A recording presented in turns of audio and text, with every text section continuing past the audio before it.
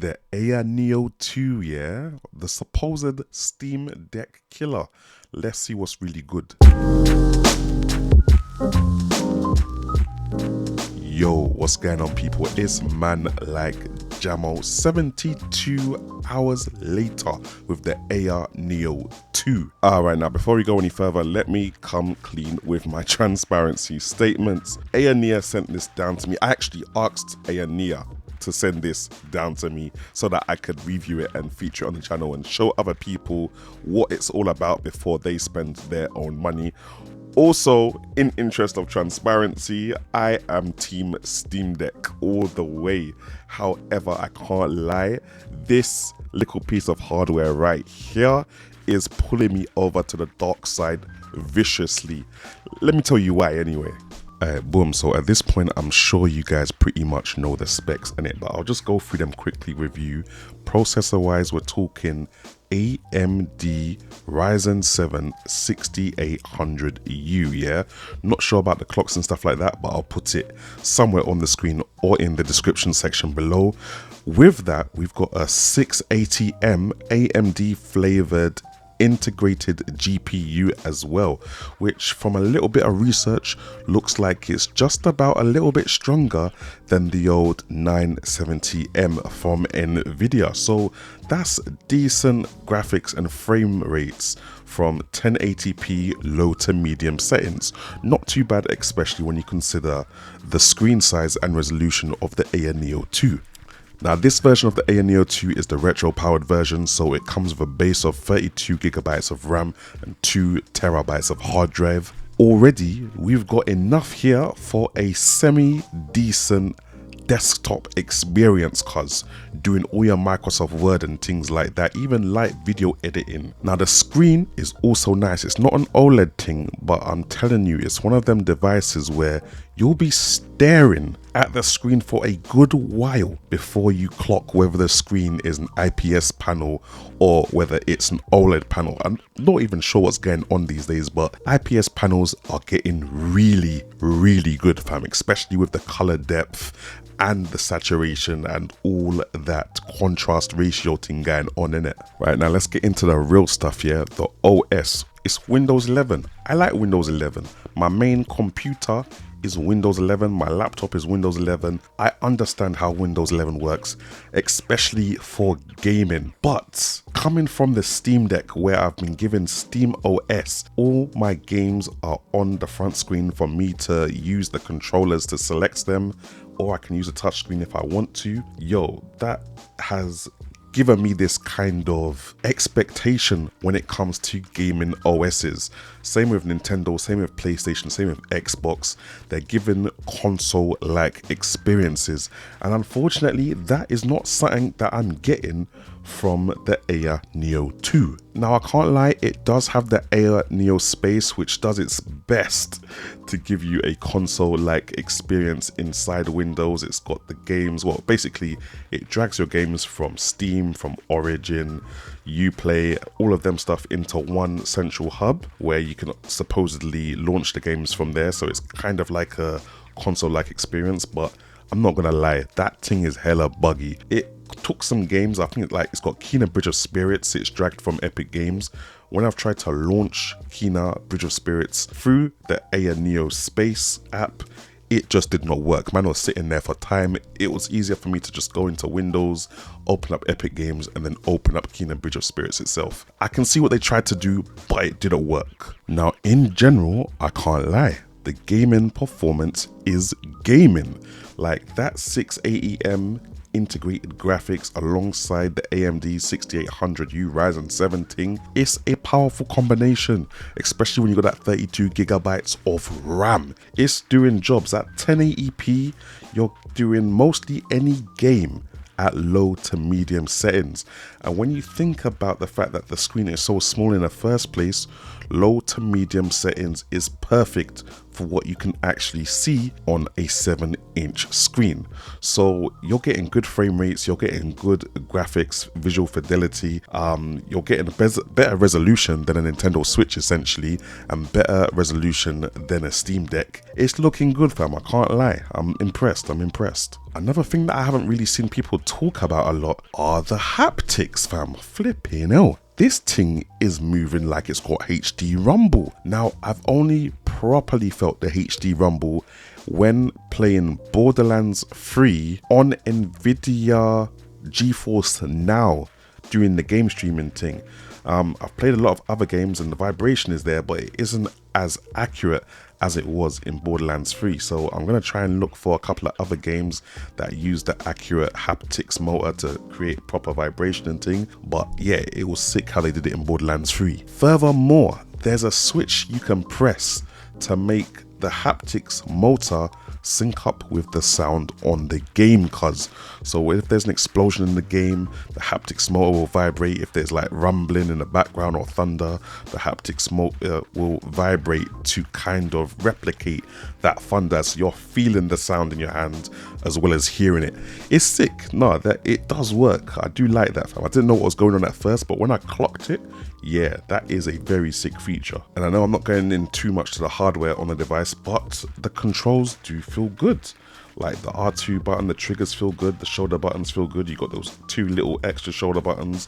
One of them brings up the keyboard when you're in Windows, by the way, so that's good for when you're filling in web forms or passwords or stuff like that. My issue with the controls, my one gripe, is the fact that on the right stick, kind of where the A, B, C, whatever buttons are kind of thing, the right analog stick, it's kind of in the same position that the analog stick is on a normal Nintendo Switch Joy-Con, which obviously works because, you know, Nintendo Switch Joy-Cons have been selling like hotcakes. However, if you've got bigger hands like myself, over a long period of time, it's actually not comfortable. It is not. No one can tell me any different, yeah?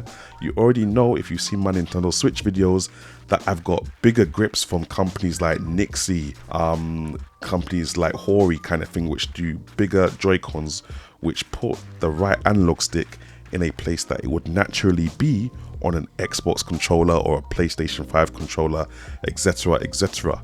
Where the right analog stick is on the Air Neo, it's not comfortable for long periods of time if you've got big hands, fam. And basically, if you have a issue with the Nintendo Switch Joy-Cons, you're gonna have an issue with these in terms of comfortability. Okay, so that's all the preliminary out the way. Now we're going into the juicy stuff, the gossip, the issues that I've had, fam.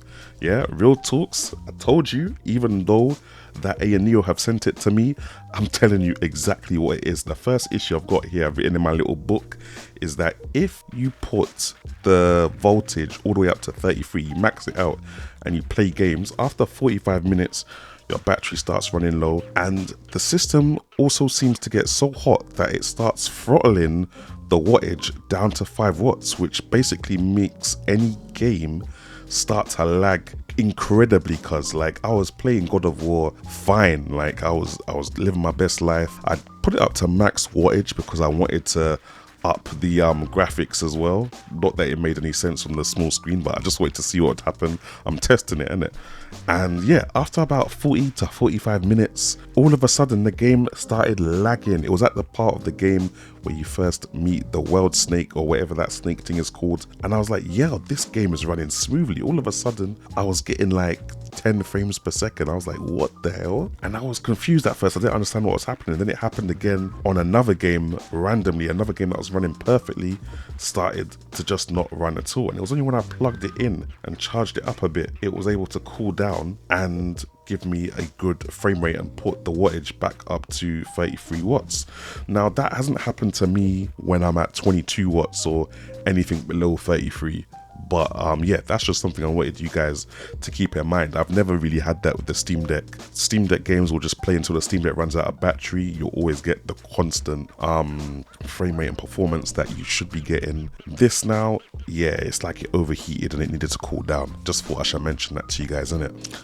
Also, the Air Neo Space, that kind of app that tries to give you this kind of console-like experience, whenever it updates, it keeps resetting to Chinese, fam. Like, why? Just, yo, keep it on English. I don't understand what's going on. Luckily for me, I was able to fiddle around with the settings and find the English thing, the English language real quick, so I know how to do it even if it does reset back to Chinese. But guys, why are you doing that? Why just, yo, keep it as it is, fam? Like, what are you doing? What are you doing? My Mandarin is terrible, cuz. Come on now. One of the other things I've written down here, but which I've already said, is it's not giving me a console-like feel compared to Steam OS, compared to Nintendo Switch, compared to PSP, compared to Nintendo DS, any other console or handheld console that I've tried. Yeah, they've got their gaming OS on point, and that can make or break a system. I'm not gonna lie, fam. I can wheel up Steam Big Picture mode and start launching everything out of that. But yeah, Steam Big Picture mode, I even prefer Steam OS to Steam Big Picture mode, honestly. And also, even though most of the buttons are okay, there's also a lack of buttons in comparison to what I'd get on the Steam Deck. I've got no rear triggers. I love having rear triggers. I love when I get controllers that have rear triggers, because you can always set one of them to reload or do something that you'd normally have to take your finger off the right analog stick for. So they're hella useful kind of thing, but you don't get any on the Air Neo, just the shoulder buttons and the extra 2 shoulder buttons that I mentioned earlier. And last but not least, it's the price, fam. Like, sure, okay, I get it. You're getting more performance than the Steam Deck. You're getting a better build quality than the Steam Deck. The whole console as a whole just looks sexy and nice compared to the Steam Deck.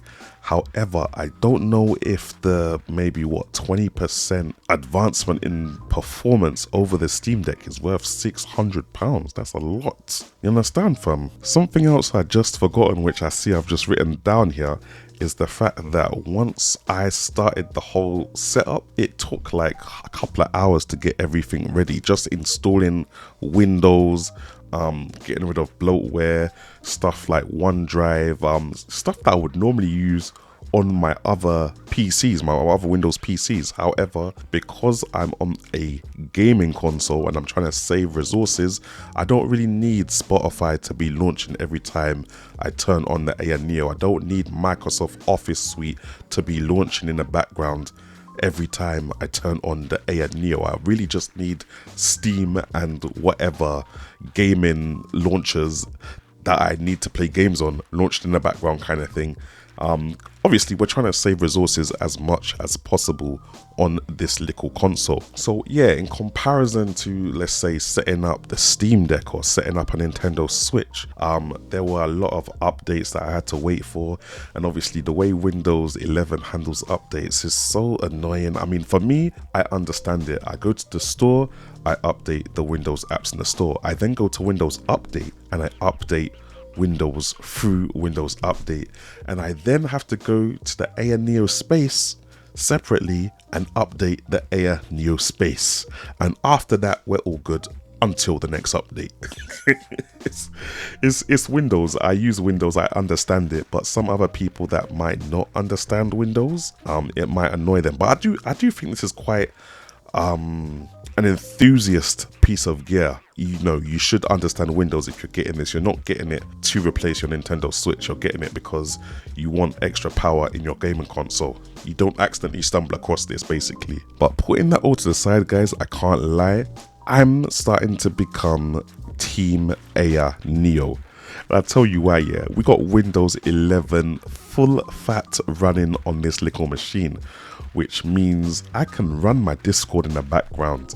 I can run whatever apps I want in the background. I can even stream from this. Not that it's strong enough for streaming, unless I'm streaming at some low resolution. But technically, I can use this as a second PC and make a dual PC setup and stream from the Air Neo, fam. Easily, fam. Like, literally, it's got enough ports. It's also got USB 4 capable of 40 gigabit per second transfer speeds, which means I can chuck an eGPU on there, fam. If I want, man, might just chuck a 3070 on there, put it onto my my monitor, and yo, we've got the full 4K setup going. You get me? It's a very capable PC when docked, fam, especially the 32GB of RAM with 2TB of SSD. Not that this is my Steam Deck comparison, but I think in terms of build quality, in terms of future proofing, and just in terms of general power, it's definitely got the Steam Deck beat. But the Steam Deck wasn't trying to go and look the best. It wasn't trying to be the fastest handheld console.